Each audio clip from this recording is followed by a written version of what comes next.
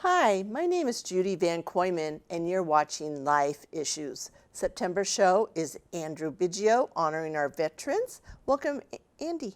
Thank you. And you served in the military. What branch and how long? I was in the United States Marine Corps from 2006 to 2012. Okay, and did you always serve in Afghanistan or were?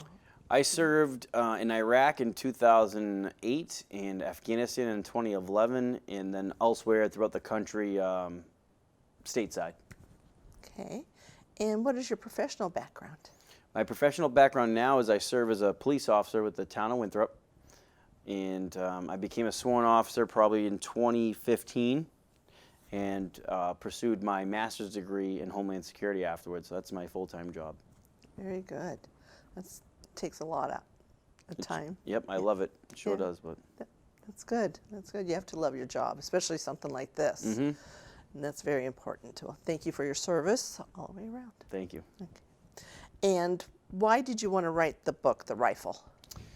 The book, The Rifle, was inspired by my grandfather's brother, Andrew Biggio, who I'm named after and my dad's named after, who gave his life during World War II. He was killed in action in Italy, fighting with the 34th Division.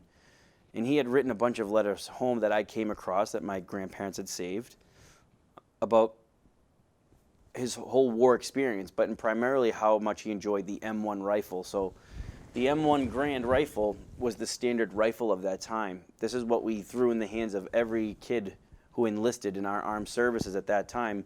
And this was really their first introduction to military background. So he's writing home to his mom about how much he loves this instrument of warfare, this piece of equipment. And I put that letter down because here I am trying to connect with this long-lost relative. And so I put the stack of letters down, and I ran out and I bought an M1 Grand rifle from the year 1945. And I'm holding it, and I want to feel what he felt and hold what he held and just have such a historic piece of equipment in my life that I thought, hey, why don't I take it to the only World War II veteran I had known at this time, and that was Joe Drago. Joe did not live far from me, so at the age of 92, he had gotten weaker and more frail over the years compared to like when I used to see him at Marine Corps events throughout time.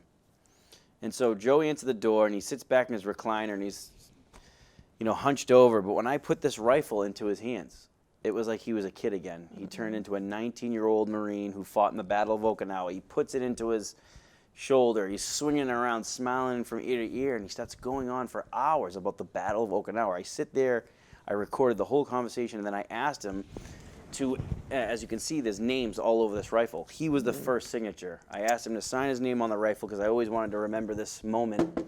Oh, yeah. And he did. And I left that house, and I looked down at that name on that rifle, and I said, I need to collect as many signatures as possible.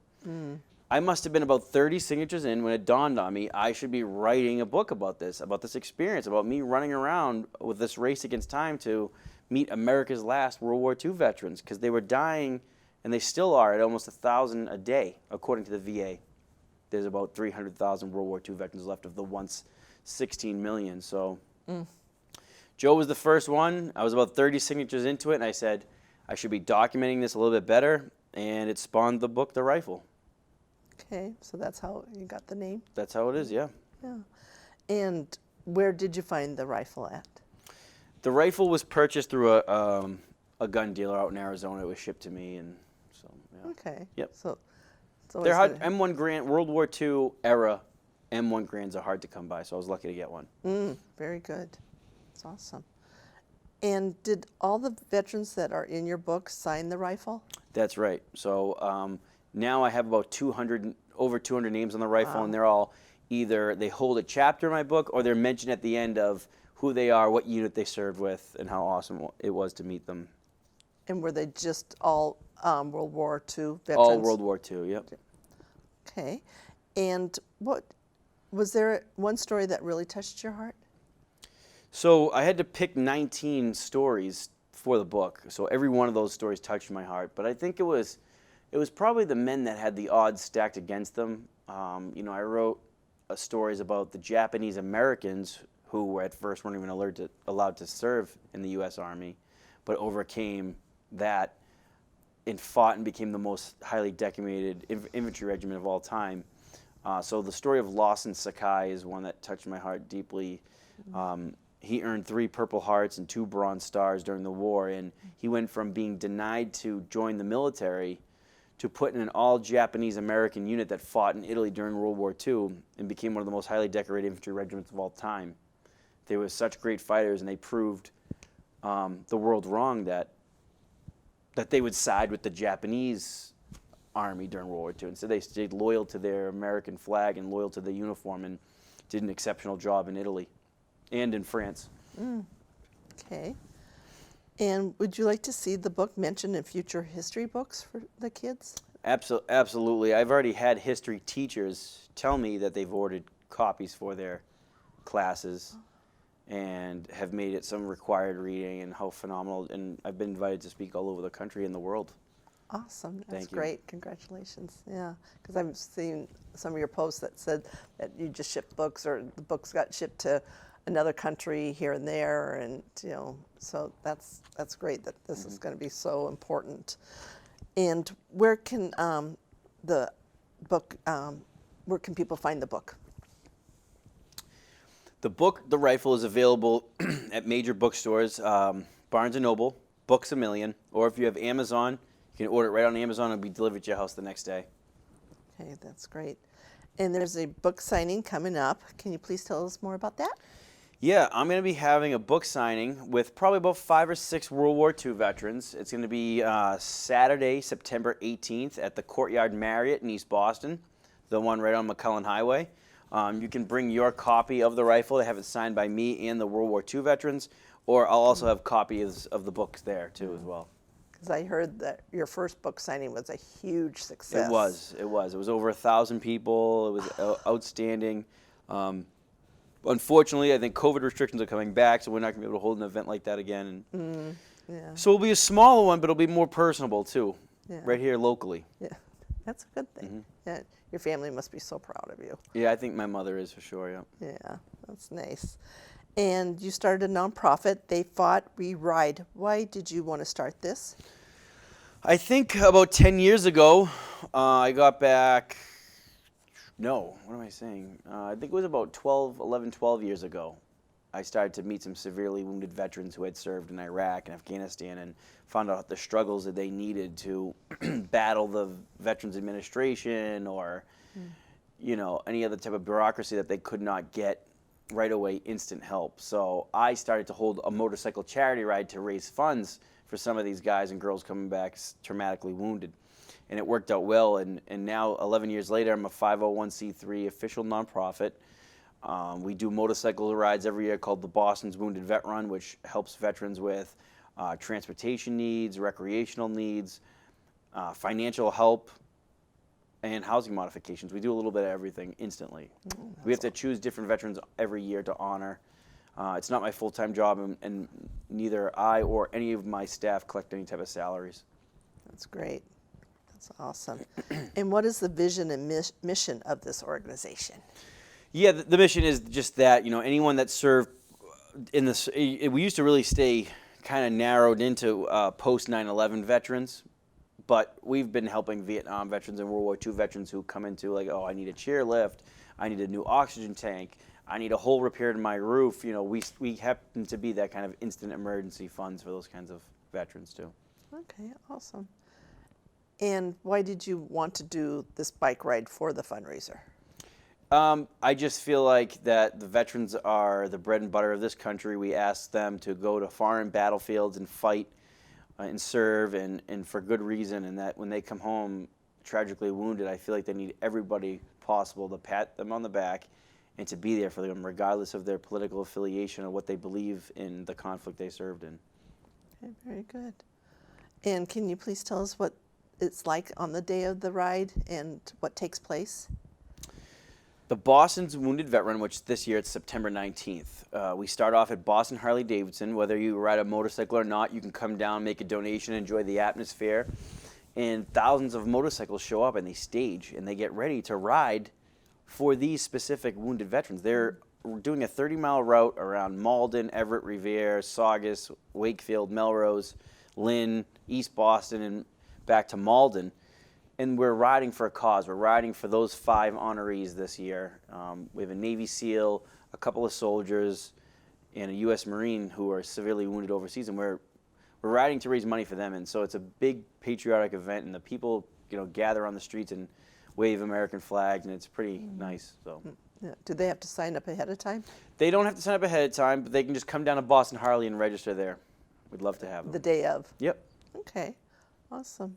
And can you please tell us about the coins that are for sale for the vet run, which I've been holding in my hand? Yeah. We have Boston's Wounded Vet Run Challenge coins. We make new ones every year. They're limited, and they're really cool to have as a momentum of anybody who has helped support these wounded veterans in their future endeavors with life.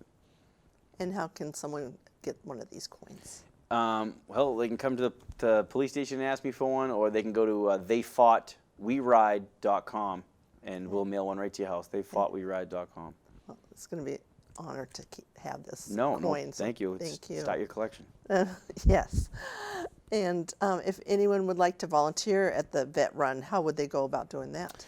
We have volunteers. We need volunteers, and sometimes the double and triple digits on the day of the ride. There's thousands of people, but we have meetings every Monday night at the Italian American War Veterans Post in East Boston, 60 Parish Street, around 7:30 p.m.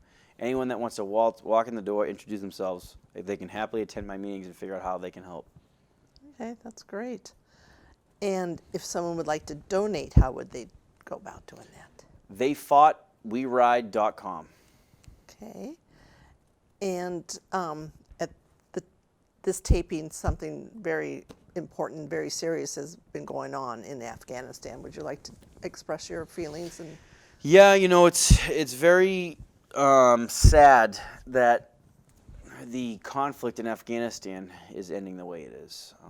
I think we all hoped for better. I thought you definitely thought, and I thought that the Afghan government could hold up and fight. And I don't have all the answers of why the official collapse happened. I'm disgraced on the collapse. I'm disgraced on how the pullout was handled. It's embarrassing for an Afghanistan veteran like me who was there in 2011 when things were squared away. And we were doing a lot for the country, a lot for the civilians, a lot for the Afghan police, a lot for the soldiers. There was definitely good being done when I was there over 10 years ago. It's sad to see it all come crashing down. How or why is going to take years to investigate, I feel like, but it's a damn disgrace and it's a shame. Luckily, I sleep good at night knowing that I did my part. I did what my country asked. And it's too bad it had to go down the way it did. If the intelligence agencies had really foresaw this, we could have been out of there over a decade ago after bin Laden was killed and saved a lot of lives, both Afghans and Americans. And I don't know. So we have to wait and see. It's so hard to. It's easy to talk about it, but it's so hard to give an official opinion when it's not complete yet. all right. Okay. Well, thank you for your expression of your opinion. So, would you like to add anything else about what we talked about today? No, I want to thank you for always supporting me, and I'm not done. I'm going to write a second book, and I'm always going to be there for our veterans. It is my vocation in life to help and assist veterans. Everyone has their mission in life. To me, there's no charity that's better than the other. It's whatever your passion is, and whatever it keeps you healthy at mind, then pursue it. So. Okay, great. And if anyone would like more information about what we've talked about today, or would like more, can you give us your contact info? Yeah, I would love everyone just to go to the WorldWar2Rifle.com or theyfoughtweride.com, and they can contact me there. And funds from each book go to help my charity too. So if you buy the book on Amazon or at Barnes & Noble, I do it that way too. Okay, awesome. I'm sorry, but that's all the time that we have. Thank you for all you do for those in need. I love to hear your thoughts and suggestions. Please send them to lifeissuestv@gmail.com. And remember, live each day to the fullest and celebrate life.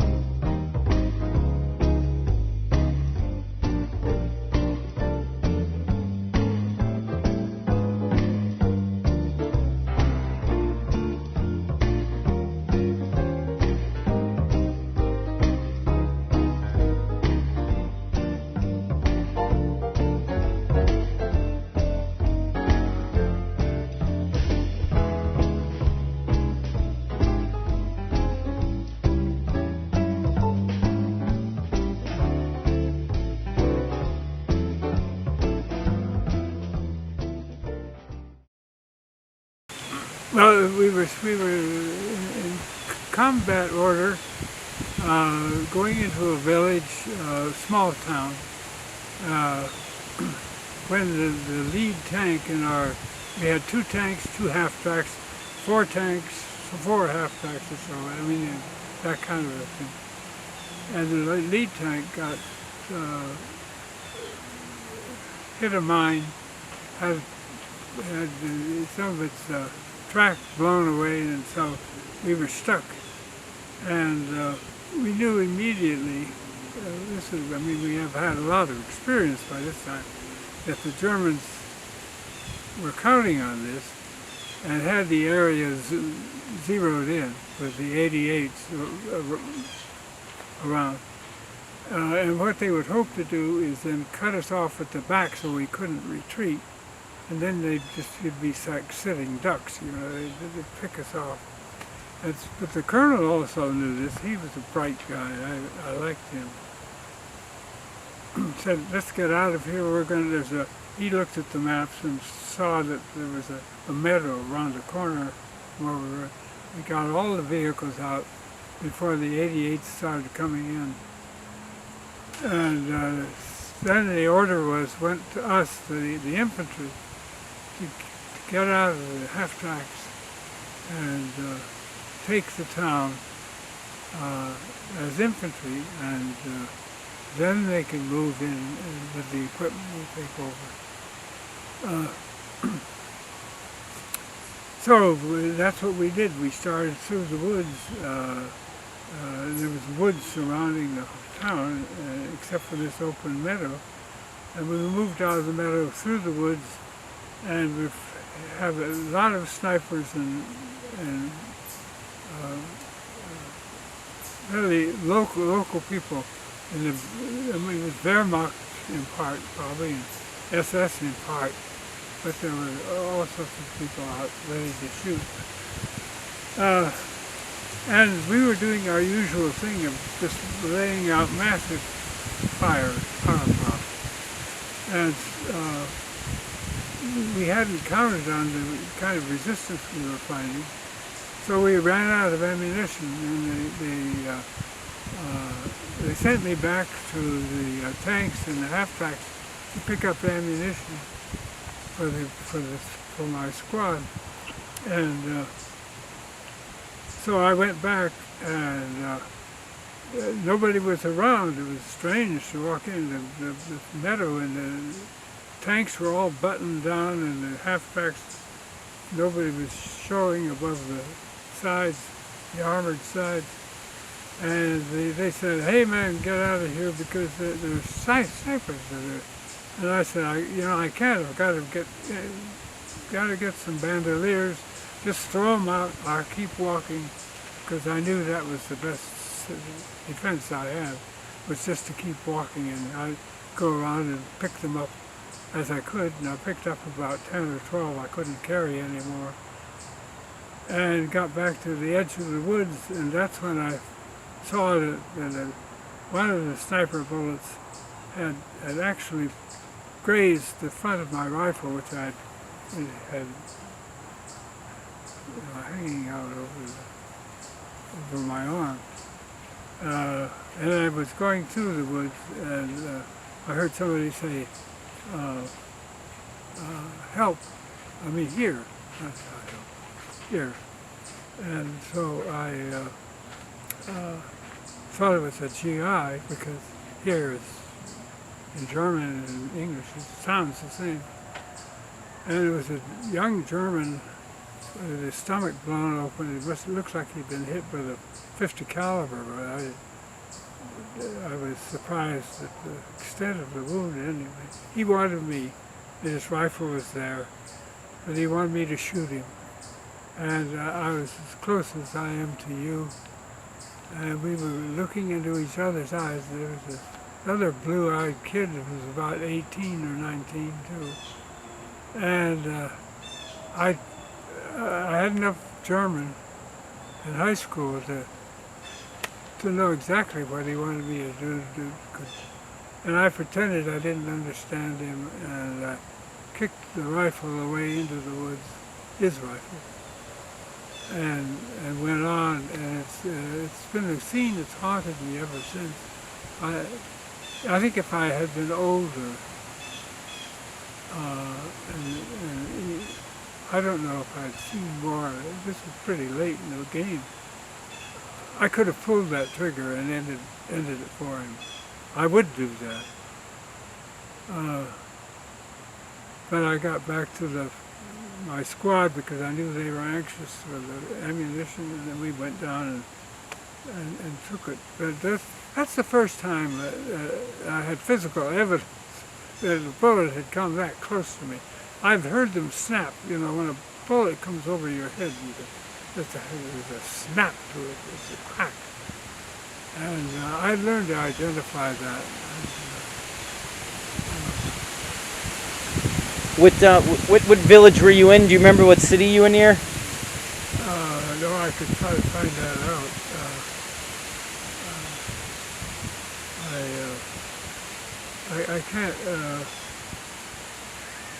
I can't pull it out. But it was in Germany. Pardon? Was it after Trier? Oh, why, yes, it was after the Rhine. Mm-hmm. Yeah, it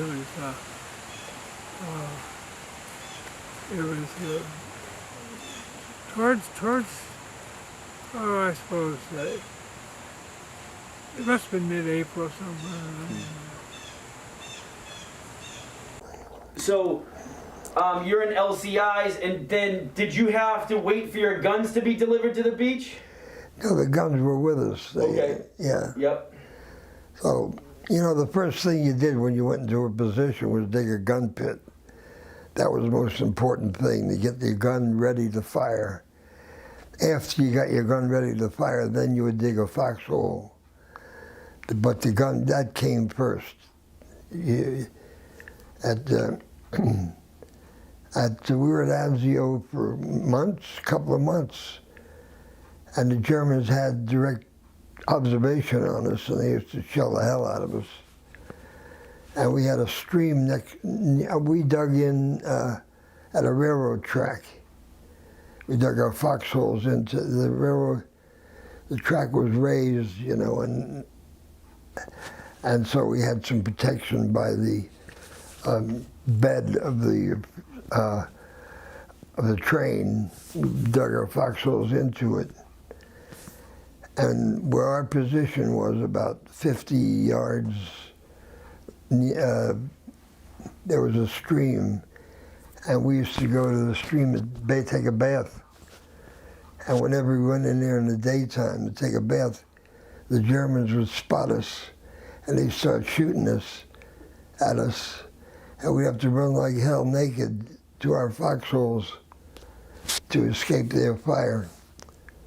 And we were there for quite a while, and then they decided that we were going to take off and take Rome. So we every evening at sunset, we would go about 5 miles close to the mountains as possible and dig forward positions for our. Did you start to see a lot of American casualties at Anzio? At Anzio, no. We saw at Anzio we used to throw out smoke pots because they had such good observation on us. We used to put out smoke. Wasn't really smoke. It was something you could breathe. They covered the beach with this smoke so that they couldn't see us. And that was good. That was protection.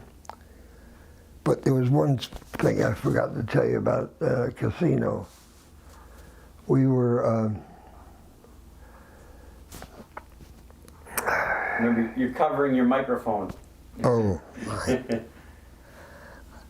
It was something. Where did you see your first American dead soldiers or casualties, and how did that make you feel? Well, there was one spot where we I think it was that casino where we had taken a beating trying to take the mountain. And after a beating, they usually sent the mess truck in to reward us, per se. And they'd always serve us pancakes, which we enjoyed. And this one morning, the mess truck came up after we took a beating, and we were all getting our pancakes. I went and got my pancakes. I went over to my foxhole. I had my feet in my foxhole and dangling and sitting on the edge of it. And I heard a plane come over, and I looked up, and it was an American plane. It had the stars on it, you know, and then all of a sudden, I hear a whistle, and I knew what the hell this whistle was.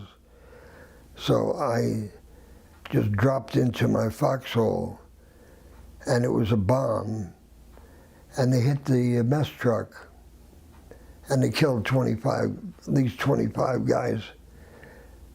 An American pilot accidentally hit the mess truck, dropped the bomb on our mess truck, and he didn't realize it until after he did it.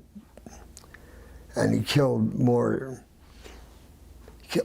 officers, enlisted men, and my friends, you know, and I think you could read about it if it's probably in the. And you guys had to collect all these people up, probably. Yeah. Well, they sent up the. Graves registration. Yeah, they sent them up to take them away. And we had to get replacements for all these guys. They were officers as well as enlisted men.